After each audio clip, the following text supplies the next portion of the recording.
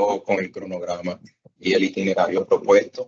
Recordarles, aparte de lo que mencionó José, ahora al finalizar este módulo queda el primer compendio de lo que va a ser el gran libro que vamos a dejar. Ya está prácticamente listo y en unos días a más tardar se los estamos compartiendo a los distintos grupos pues, donde nos comunicamos.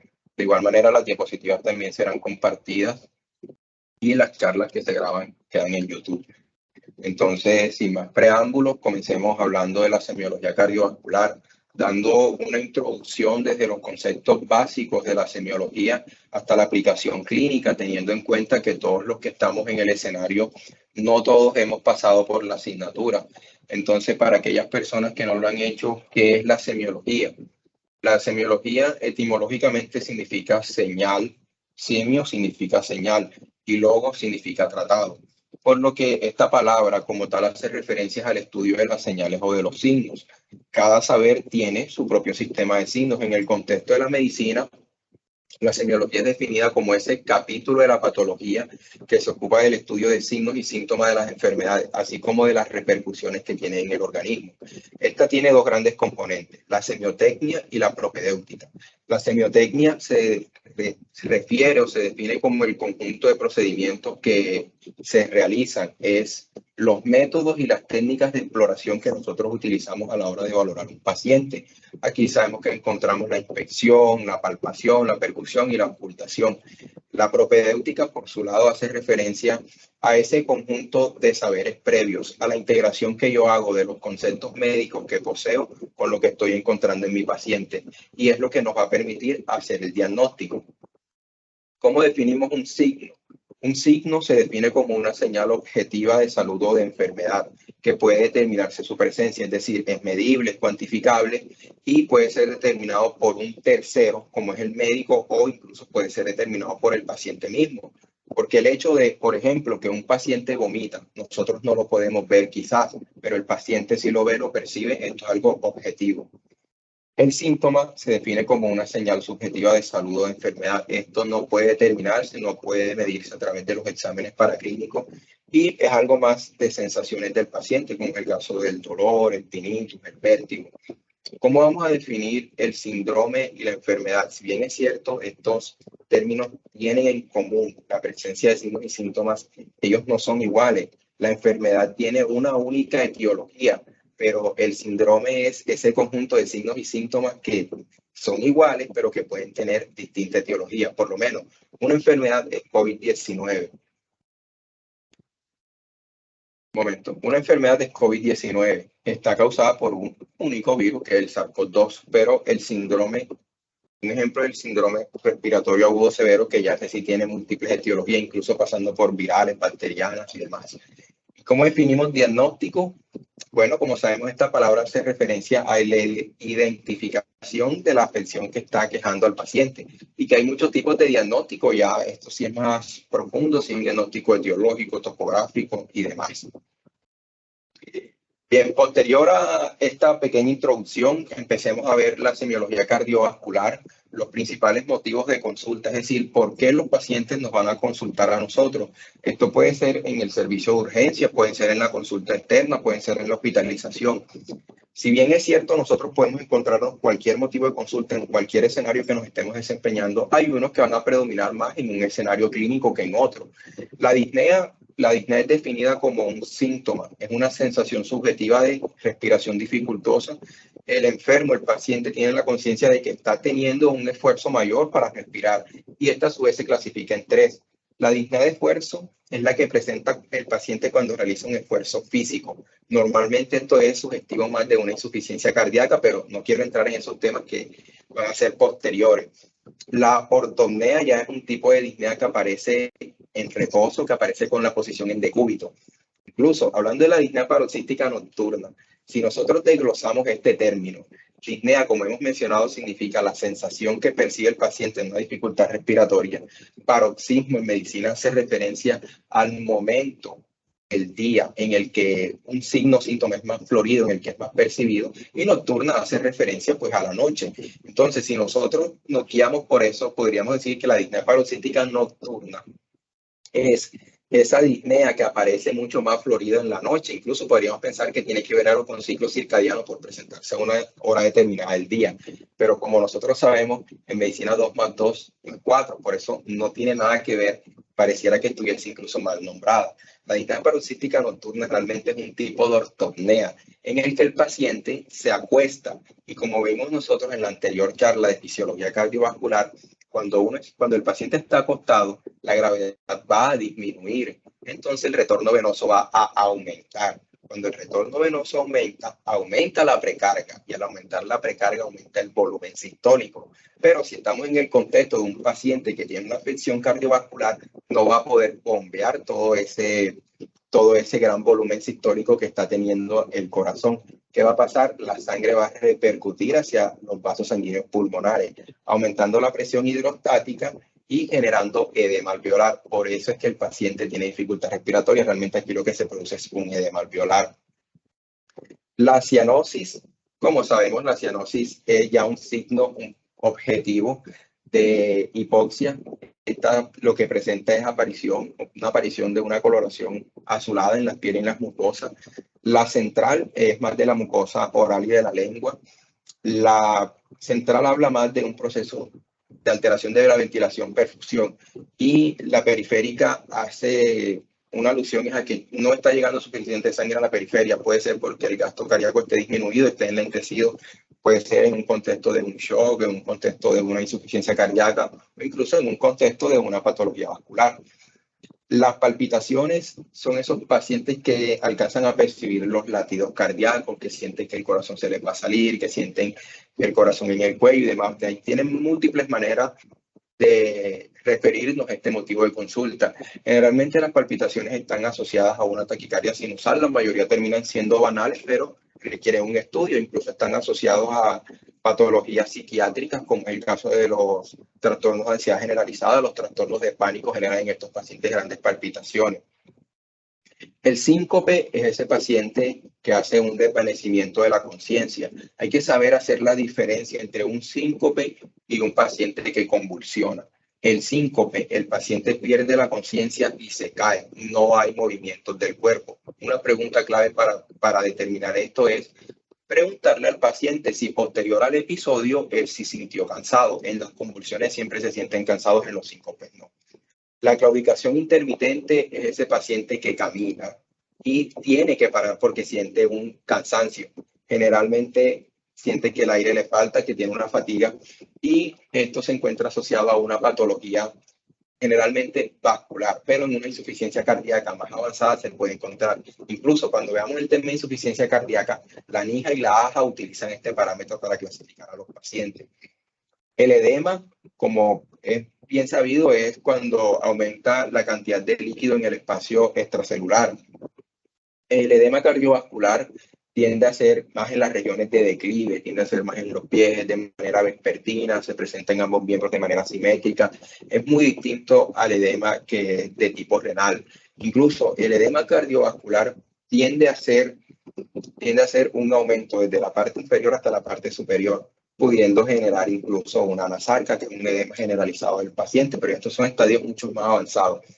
La parada cardíaca, bueno, esto supone ya un cese abrupto de la función cardíaca. Esto sí es una urgencia vital, porque si el paciente no tiene una atención inmediata, lógicamente que va a morir por la disminución del gasto cardíaco, pero no está funcionando el corazón. La principal causa de la parada cardíaca siempre será una patología isquémica, una cardiopatía isquémica. Hay un motivo de consulta que es el más frecuente, que es el enfoque del dolor torácico, ese paciente que llega con un dolor torácico a la urgencia. Es incluso atrevido intentar en una diapositiva resumir todo lo que es este gran capítulo de la semiología de la medicina interna. Básicamente hay que saber que hay dos tipos de dolor torácico, el que es de origen cardiovascular y el que no es de origen cardiovascular. Cuando veamos todas las patologías que ahí se encuentran descritas a lo largo del módulo, lógicamente se van a ir caracterizando los dolores. Incluso el dolor que enfoca hacia el síndrome coronario agudo tiene unos criterios muy bien establecidos. Una vez que hemos identificado que el motivo de consulta es cardiovascular, que vamos a enfocar nuestro paciente hacia el componente cardiovascular, la pregunta es, ¿qué sigue ahora? ¿Qué vamos a hacer? realmente nosotros nos ceñimos a la historia clínica. Después del motivo de consulta vendría la enfermedad actual, que es donde vamos a hacer un relato cronológico y detallado de todos esos signos y síntomas que aquejan al paciente, los antecedentes, tanto patológicos como no patológicos, la revisión por sistema, que consiste en identificar la sintomatología de cada sistema, porque puede que el paciente obvie algunas cosas porque no las considere importantes. Y en este punto va a finalizar el interrogatorio, que es lo que nosotros conocemos como anamnesis. Entonces pasaríamos a lo que más nos atañe el día de hoy, que es el examen físico. El examen físico consta de 3 grandes componentes: la descripción general del paciente, sus constantes vitales y el propio examen físico. Entonces, en una inspección general, normalmente de entrada, con solo mirar al paciente, no podríamos saber a veces que su afección es cardiovascular, pero que sí hay fenotipos que están relacionados con afecciones cardiovasculares, por supuesto. El síndrome de Down, que es una trisomía, la trisomía que se presenta en el cromosoma 21, el 50% de estos pacientes tienen afección cardiovascular, como son la persistencia del ductus arterioso, la comunicación interventricular, la comunicación interauricular, que estas se van a abordar más en lo que son las cardiopatías congénitas. Incluso estos pacientes pueden presentar lo que conocemos por embriología, que es la tetralogía de Fallot o la pentalogía de Cantrell. El síndrome de Marfan, que ya es una alteración del tejido conectivo, estos pacientes generalmente hacen insuficiencia valvular aórtica. Se dilata la raíz de la aorta y ellos tienen un riesgo de que haya una disección y posterior a la disección una ruptura, que esto sí constituye una emergencia quirúrgica abrupta. En cuanto a la actitud del paciente, ir a revisar a un paciente y la manera en cómo él se encuentre en la posición en la camilla, nos puede orientar también. Un paciente que está en una insuficiencia cardíaca aguda, estos pacientes que no pueden estar acostados, por lo que mencionábamos de la disnea paroxística nocturna, de la nocturnea, ellos tienden a estar, como si se observa en la imagen, ellos tienden a estar sentados en la cama. En la pericarditis, por el dolor que en ellos se presenta, que es una de las patologías cardiovasculares que más genera dolor, ellos tienden a sentarse en la posición de plegaria mahometeana, que esto les alivia el dolor. Y ya en algunos niños con la tetralogía de Fallot, ellos adoptan una posición en cuclillas, que es lo que la semiología clásica describe como squatting, porque ellos de este modo aumentan las resistencias vasculares periféricas y disminuyen el cortocircuito que están teniendo. La piel generalmente es un sistema que nosotros valoramos de manera integral a medida que vamos haciendo una valoración topográfica, una valoración cefalocaudal. Podemos así entonces encontrarnos cosas que nos hagan sospechar de que el paciente está teniendo una afección cardiovascular. La cianosis central y periférica, que ya la describíamos. Los pacientes con ictericia, generalmente uno piensa más en una patología hepatobiliar, pero claro, es que en una insuficiencia cardíaca derecha, que si bien es cierto no es la más común es la izquierda. En la insuficiencia cardíaca derecha, la éstasis hepática que ahí se presenta y por el enlentecimiento del flujo vascular, sobre todo del lecho venoso, puede generar una hemólisis y puede generar ictericia. En los pacientes con la palidez mucocutánea, en estos pacientes presentamos una disminución del gasto cardíaco, puede ser secundario incluso a una hipovolemia. Estos pacientes requieren una reposición grande de volumen. Los nódulos de Osler nos hacen sospechar de la endocarditis infecciosa y el eritema marginado, incluso el eritema marginado es un criterio mayor de los criterios de Jones para hacer el diagnóstico de la fiebre reumática. En la exploración de la cara, si bien es cierto, en el examen físico nos concentramos en la parte torácica, esto es una evaluación integral. El paciente debe siempre evaluarse de la manera más integral posible. En el examen físico topográfico nosotros podemos encontrarnos unas manifestaciones de enfermedad cardiovascular por fuera del tórax. Si bien es cierto, ninguna es patognomónica, siempre es menester tenerlas en cuenta para así darle al paciente el enfoque que se requiere. ¿Qué podemos encontrar a nivel de la cara? El exoftalmo, esto es sugestivo principalmente de un hipertiroidismo y sabemos que el hipertiroidismo tiene sus repercusiones a nivel cardiovascular, sobre todo con la insuficiencia cardíaca posterior a las arritmias que en él se desencadenan. El hipertelorismo, que es la distancia aumentada entre los ojos, esto se va a asociar a estenosis de la válvula pulmonar. Los antelasmas, que son esos acúmulos de tejido adiposo, aquí hablamos de trastornos del metabolismo. Aquí incluso podemos encontrar pacientes con un síndrome metabólico, con dislipidemia, diabetes, obesidad, y todo esto es un escenario propicio para que se genere una enfermedad cardiovascular. En cuanto a la retinopatía hipertensiva, sabemos que la hipertensión es uno de los principales factores de riesgo cardiovascular. Y cuando ya encontramos en un paciente en la oftalmoscopia arterias en hilos de cobre, estamos viendo una hipertensión descontrolada y de larga data. Y esto es un factor de riesgo potencial para el desarrollo de enfermedades cardiovasculares. Aquí, en la exploración del cuello, aquí encontramos, podemos hacer la valoración de la tiroides. Sí, claro. Pero lo que principalmente se valora aquí es los pulsos. Y realmente no quiero entrar en detalle en los pulsos porque la charla que dio el doctor Mansur no tiene ni siquiera palabras para decir lo buena que fue esa charla. Si alguien no la revisó, por favor, revísela en la grabación. Ahí queda todo muchísimo mejor explicado de lo que yo podría explicarlo. En la exploración a nivel abdominal, aquí podemos encontrar una hepatomegalia, una esplenomegalia, una ascitis. Todo esto es las manifestaciones abdominales o las repercusiones abdominales por afecciones cardiovasculares, casi que en su gran mayoría son por insuficiencias cardíacas derechas. Siempre tener presente eso. Sabemos que los estudios para la insuficiencia cardíaca, principalmente el ecocardiograma, y ya hablaremos de ello.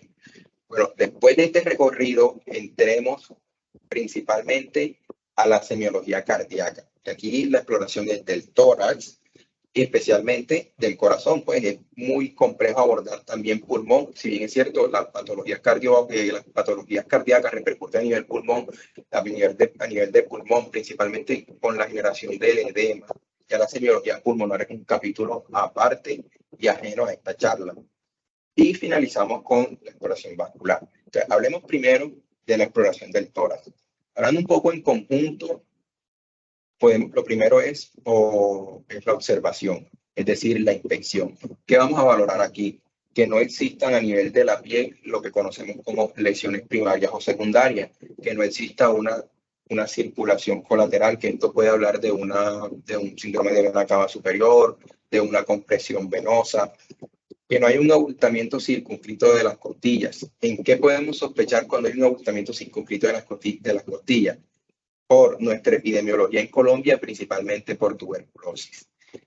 Las alteraciones de la simetría torácica, ya vamos a ver unas imágenes de eso. Normalmente el diámetro transversal es mucho mayor al diámetro anteroposterior. Observar también el patrón respiratorio y en algunos pacientes es posible ver el punto de máximo impulso, que es el punto del ápex. No en todos los pacientes, porque también tiene que ver con su fisionomía corporal, tiene que ver con qué tanta cantidad de tejido adiposo tiene el paciente para poder observarlo e incluso palparlo. En pacientes que tienen obesidad, incluso a veces no es palpable. Bien, aquí observamos las alteraciones que pueden presentarse. Bueno, ahí vemos primero una foto, la que tiene las 3 flechas. Vemos un abultamiento circunscrito de las costillas. Ahí observamos la circulación colateral secundaria en síndrome de vena cava superior y las distintas alteraciones que podemos presentar en la simetría torácica. Pueden ser algunas por aumento o pueden ser por disminución. Y la semiología clásica las agrupa en unilaterales y en bilaterales. Las unilaterales generalmente son por masas, por neumotoras, por atelectasia, por fibrosis, que son patologías más pulmonares, pero que tienen su repercusión a nivel cardiovascular. Las alteraciones bilaterales generalmente son del diámetro anteroposterior y principalmente el tórax en tonel. Aquí incluso puede hacerse la maniobra de Michelson, que consiste en comprimir el esternón del paciente con una mano. Esto va a inmovilizar el tórax y va a desplazar para que la respiración sea netamente diafragmática. Si este proceso es incómodo para el paciente, le duele, aquí se va a sospechar principalmente de patologías como la peritonitis. Aquí lo que hablábamos del patrón respiratorio. De manera normal podemos decir que existen 3 tipos de respiraciones. Lo que son costales o los que son torácicos. Eso, el que predomina más a nivel abdominal es de las mujeres. El que predomina más a nivel toracoabdominal ya ese es de los hombres. Y en los niños puede ser variable, predominando mucho más el del abdomen. Bueno, ahí en la diapositiva encontramos los patrones de respiración que son anormales, como son el patrón de respiración de Cheyne-Stokes, el de Biot, la taquipnea. Generalmente, ¿cuál es el más importante aquí para esta charla de semiología cardiovascular? Cuando los pacientes tienen una afección cardiovascular que repercute en la ventilación, perfusión o que repercute a nivel de generar edema al nivel alveolar. Estos pacientes van a tener lo que son los SDR, los signos de dificultad respiratoria, y el principal es la taquipnea. Estos pacientes pueden hacer taquipnea severas. En la palpación de la región precordial va a comprender principalmente dos maniobras. El valorar la punta cardíaca, el valorar el choque de la punta, que es el punto de máximo impulso, y el valorar también la presencia o ausencia de un frémito. La punta cardíaca a veces puede ser difícil, pero ¿dónde es más anatómicamente, dónde es más probable que la encontremos? En el quinto espacio intercostal izquierdo con una línea medio clavicular. Ahí se puede poner la mano completa. Ahí vemos dos maneras de hacerlo, colocando la palma de la mano completa o colocando dos dedos. Al colocar la palma de la mano completa hay mucha más probabilidad de sentir ese punto de máximo impulso. Es importante saber que hay patologías que desplazan esto, lo mismo que nos generaba una afección en la simetría torácica. ¿Qué podríamos encontrar? A veces es por una simple escoliosis, pero puede ser un derrame pleural, una atelectasia, una fibrosis pulmonar, y lo más importante aquí, una hipertrofia del ventrículo izquierdo.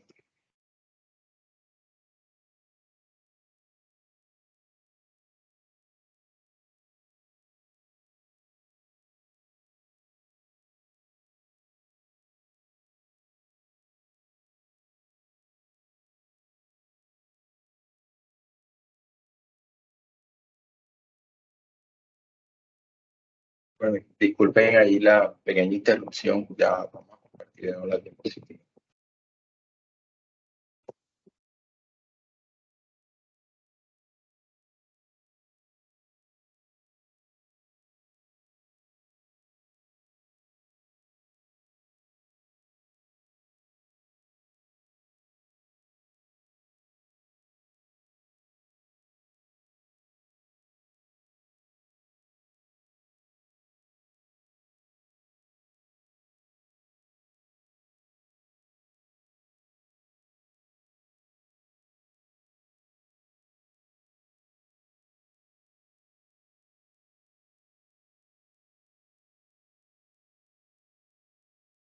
Ya se ven y se escucha bien.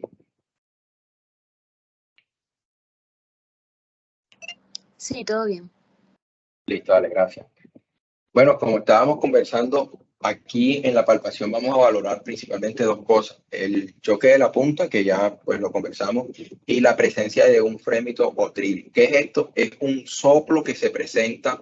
La circulación sanguínea generalmente, por biofísica sabemos que su flujo es laminar, pero cuando se presentan anormalidades anatómicas o algunas patologías que nos dan un flujo turbulento, podemos tener soplos. No solamente esto, sino también los soplos que conocemos, que son los más frecuentes, que es por las afecciones de las válvulas. Estos soplos, cuando están en su grado máximo, pueden ser incluso palpables. Y es lo que se conoce como la palpación de frémitos, que se hace con lo que es la maniobra de Dressier, que es colocar la mano, básicamente la palma de la mano, haciendo una curvatura para sentir ese ronroneo.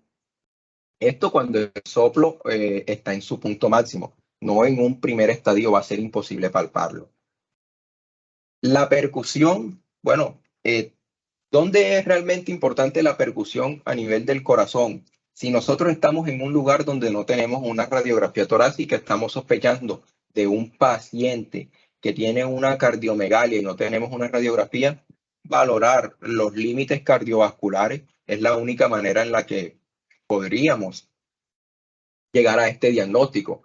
Realmente en los libros de semiología es descrito como que tiene un poco interés, que tiene poca utilidad clínica. Incluso autores de prestigiosos libros como es el doctor García Conde se atreven a afirmar en este apartado que no tiene ningún interés, ninguna utilidad en la exploración cardiovascular y prefieren no describirla. La percusión sabemos que tenemos un dedo plexímetro, que es el dedo que se coloca sobre la superficie del paciente, y el dedo percutor, que es el que hace la maniobra de percutir. Lógicamente debe percutirse entre los espacios intercostales, y la matriz cardíaca absoluta normal es la proyección de un triángulo. Los lados de este triángulo son el borde external izquierdo a la altura del tercer y cuarto espacio intercostal, el cuarto espacio intercostal hasta por dentro de la línea hemiclavicular y una oblicua que une los extremos que antes han sido mencionados.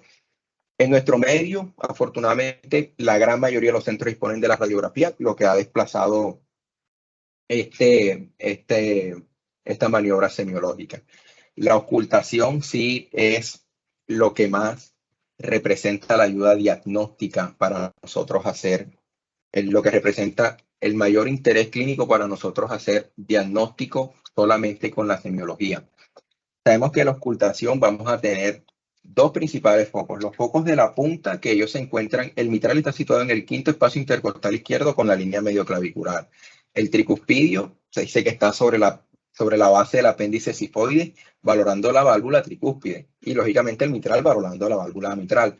Y los focos de la base, que son el aórtico, que está en el segundo espacio intercostal derecho con línea paraesternal, y el pulmonar está justo a su lado, en el segundo espacio intercostal izquierdo con la misma línea paraesternal. Hay unos focos accesorios que son importantes cuando los soplos tienden a irradiarse. El aórtico accesorio está en el tercer espacio intercostal izquierdo con línea external. Esto es lo que se conoce como el foco de Ehrb. Y el mesocárdico a nivel del cuarto espacio intercostal izquierdo entre la línea medioclavicular. Entonces, ¿cuáles son esos ruidos cardíacos? El S1 y el S2 es el famoso loop-tube. Eso es lo que normalmente vamos a escuchar. ¿Qué es lo que está produciendo o qué evento fisiológico lleva a la generación de estos sonidos? El cierre y la apertura de las válvulas. Esto es lo que debe escucharse de manera normal. ¿Cómo vamos a nosotros saber cuál es el primer y cuál es el segundo ruido? Haciendo una valoración integral del paciente. Estamos auscultándolo y al tiempo le estamos tomando el pulso. El ruido que coincida con la llegada del pulso, ese es el S1 y el siguiente es el S2. Un S3 y un S4, estos son lo que se conoce como el ritmo de galope. Estos son ruidos sobreagregados de manera anormal que se presentan en la insuficiencia cardíaca. El S3 es un ruido protodiastólico. Quiere decir que está al principio de la diástole. Es un ruido que se presenta por la sobrecarga de volumen, el que le está llegando mucho volumen a un ventrículo que se encuentra ya afectado. Y el último es el S4, que es la sobrecarga de presión. Y es un volumen y es un ruido telediastólico. Incluso el S3 es un criterio de Framingham mayor para hacer el diagnóstico de la insuficiencia cardíaca. Cuando se presentan los cuatro ruidos es cuando generalmente hablamos del ritmo de galope completo, que es como si estuviese cabalgando un caballo. Los desdoblamientos del ruido cardíaco, esto se presenta básicamente cuando una válvula cardíaca se cierra antes que la homónima. Hay unos que son considerados fisiológicos. En el S1 es fisiológico que la mitral se cierre primero que la tricúspide. Y en el S2 que la aórtica se cierre primero que la pulmonar. Pero si esto sucede invertido, en el que la pulmonar se cierra primero que la aórtica o la tricúspide primero que la mitral, ya esto no es fisiológico, esto es completamente patológico. Podemos encontrar el pequeño silencio y el gran silencio. El pequeño silencio es entre S1 y S2, en donde se presenta la sístole, que es la contracción. Y el gran silencio entre S2 y S1 es donde se presenta la diástole. ¿Qué es lo que generalmente nos ayuda? Los soplos. Los soplos a hacer diagnóstico de afecciones valvulares. La insuficiencia va a producir una alteración al cierre y la estenosis va a producir un soplo en la apertura. Entonces, ¿cómo vamos a valorar esto? Vamos a preguntarnos si el soplo yo lo escuché en la sístole o en la diástole y preguntarnos qué debe estar pasando en esa válvula en ese momento. Por lo menos, la válvula mitral o la válvula tricúspide, cuando ellas se encuentran, cuando encontramos un soplo en diástole, en la diástole esas válvulas tienden a abrirse. Es decir, se está presentando una estenosis porque es una afección a la apertura. Pero si lo encontramos en la sístole, ellas en la sístole tienden a cerrarse. Entonces estamos hablando de una insuficiencia. Igual pasa en la válvula aórtico-pulmonar, pero acá es, por la misma fisiología, es al revés. En la sístole, ellas tienden a abrirse, obviamente para poder eyectar la sangre. Entonces aquí hablamos de una estenosis. Y en la diástole, ellas tienden a cerrarse, entonces hablamos de una insuficiencia. Esto por el principio que mencionamos. Insuficiencia produce alteración al cierre y estenosis a la apertura. ¿Cómo vamos a clasificar nosotros los soplos? Los soplos los vamos a clasificar de acuerdo a la intensidad en 4 grados. El primero es poco audible, prácticamente imperceptible. El segundo, audible y de baja intensidad. El tercero es mucho más audible. Y el cuarto es el que se presenta con el frémito. Los soplos mitrales se van a irradiar hacia la axila, los pulmonares al cuello y el soplo aórtico al foco de Ehrlich. Y semiológicamente, ¿qué podemos o qué deberíamos describirle nosotros al soplo? La localización, el tiempo en el ciclo cardíaco, si es proto, meso, telediastólico o sistólico, la intensidad, la forma, la tonalidad. Incluso algunos textos hablan de describirle la forma, que ya es un evento sí un poco más complejo, que hablaríamos un poco de esta gráfica, pero que realmente no es algo como tan práctico, sino un nivel muy avanzado, saber cuándo un soplo es en rombo, cuándo es en triángulo, cuándo es un soplo en rectángulo, un poco más complejo. Los clics de eyección, siempre que hablemos de un clic de eyección, es siempre sistólico y siempre es por estenosis de la sigmoidea, ya sea de la pulmonar o de la aórtica. Y el chasquido de apertura es siempre de las auriculoventriculares, de la mitral o de la tricúspide, y siempre es por estenosis. El roce pericárdico es eso que nosotros estamos ocultando los focos cardíacos y escuchamos como si se estuviese arrugando un papel, pero de entrada nosotros no podemos saber si ese roce es pericárdico o es pleural. ¿Cómo vamos a hacer la diferencia? Se le pide al paciente que inspire y detenga su respiración en la inspiración. Si el soplo continúa, es pericárdico. Si el soplo cesa, es pleural, porque cuando el paciente está en inspiración sostenida, las pleuras por obvias razones ya no van a estar rozándose. Hay unas maniobras especiales en la ocultación cardíaca, la maniobra de Müller, que esta consiste en pedirle al paciente que expire profundamente, que se tape la nariz y la boca y que ya en ese momento haga una inspiración intensa. Así se van a suprimir los ruidos respiratorios y se tiene una mejor manera de valorar el roce pericárdico. Algunos autores proponen que esto también es factible para valorar el soplo tricuspidio. La maniobra de Valsalva creo yo que es la más conocida. Consiste en una inspiración profunda, tapar la nariz y la boca, expiración forzada, y así se elimina auscultatoriamente el corazón derecho, porque aumenta la presión intratorácica y disminuye el flujo sanguíneo a ese lado del corazón.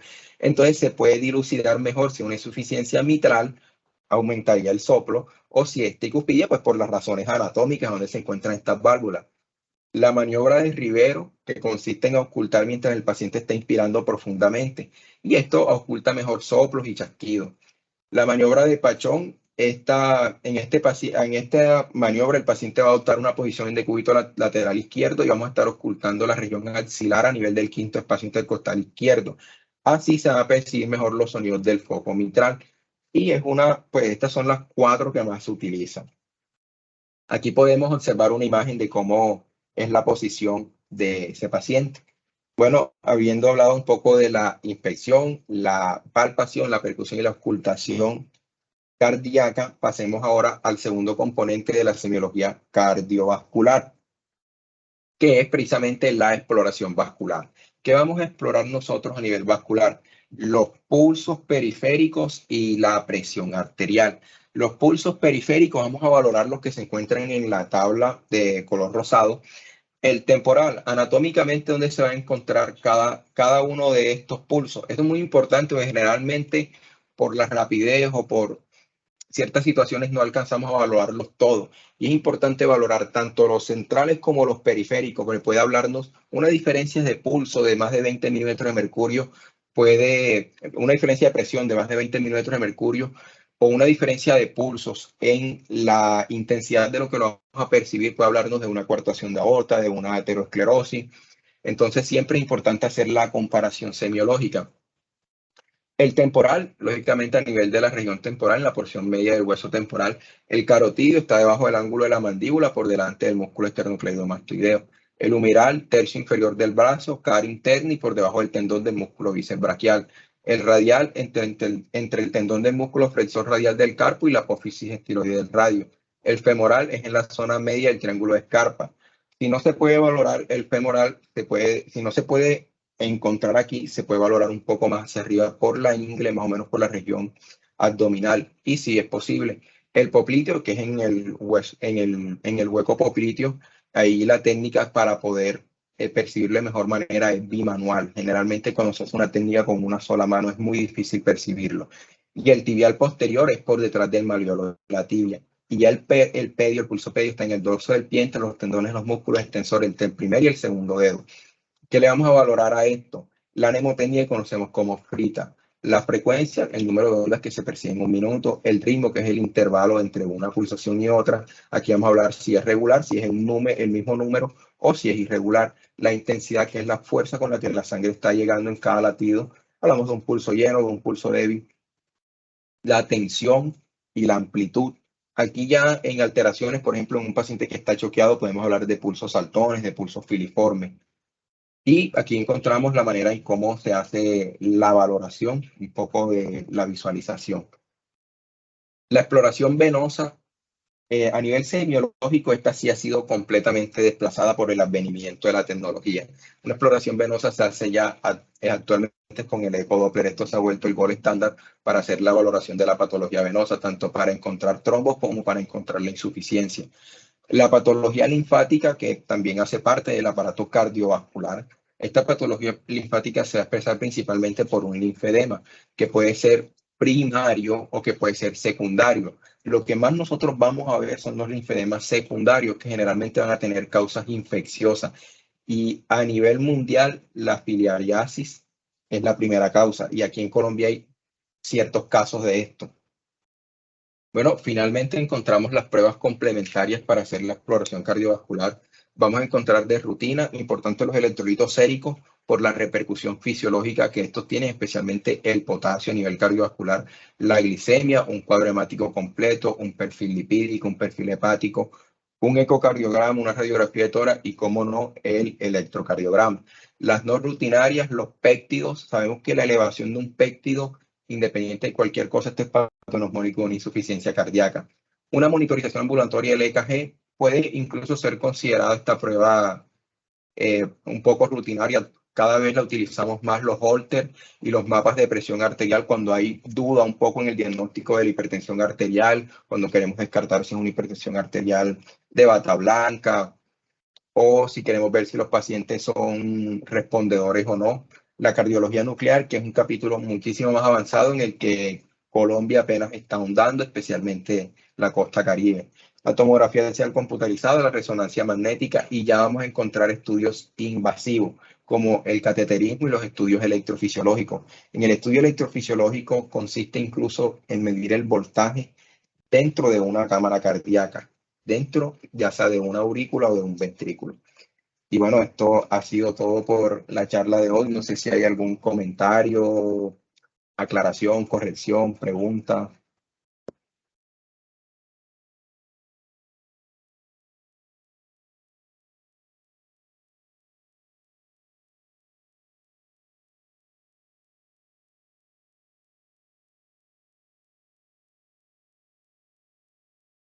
Ahí el doctor González tiene una pregunta, tiene la mano alzada.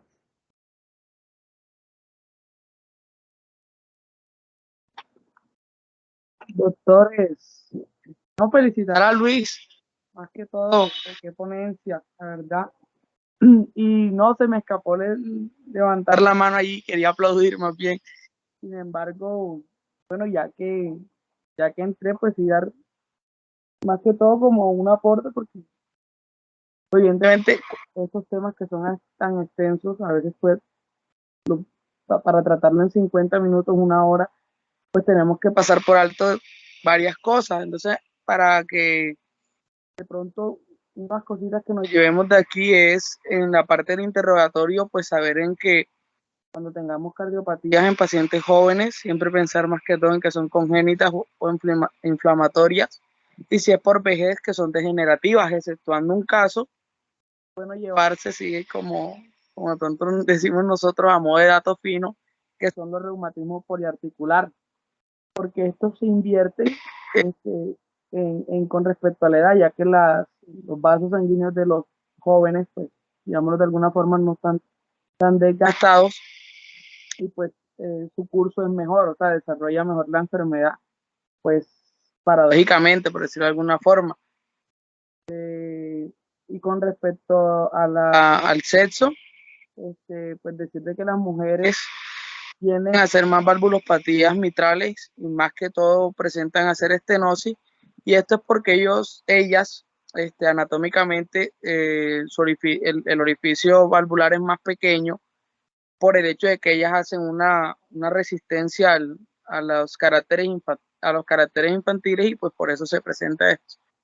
Y con respecto a también un dato otro de las mujeres con respecto a la hipertensión es que ellas cursan más con hipertensión luego de la menopausia porque antes de esto tienen la secreción ovárica que pues las protege cuando están en edad fértil las protege de hacer hipertensión de alguna forma. Y pues solo eso, con respecto de pronto en interrogación, otra cosa que quería agregar son las ocupaciones, pues pensar en que toda ocupación que requiere un esfuerzo físico intenso y que es constante, pues nos debe hacer pensar de que mi paciente probablemente esté cursando con alguna patología cardíaca y pues más que todo manipulaciones de tóxicos. Y otra cosa que de pronto ya incluye infectología y no quiero entrar tanto a ese tema porque en los módulos se tratarán más adelante, y es que pensar de que si mi paciente está propenso a infecciones por alimentación, por su lugar de residencia, bueno, entre otras situaciones que lo den a esto, pues pensar siempre en que curse con una fiebre reumática o algo por el estilo, siempre y cuando la clínica pues lo acompañe. Excelente, doctor Francisco, como lo dijo al inicio, datos finos. Una pequeña aporte de la fiebre reumática que ha dicho, lamentablemente Colombia no tiene estudios estadísticos, entonces no podemos saber realmente en qué grupo nos encontramos en cuanto al riesgo, si es leve, moderado o severo. Entonces, como no tenemos los estudios, preferimos agruparnos en el severo, entonces siempre pensar en esta patología en los pacientes que tiene sus grandes repercusiones cardiovasculares. Y en el sexo, también algunas patologías sistémicas como el lupus eritematoso sistémico es más frecuente en las mujeres, y también tenemos allí las consecuencias de como la enfermedad del Lehmann-Sachs, que lógicamente será tratada posteriormente en los módulos venideros.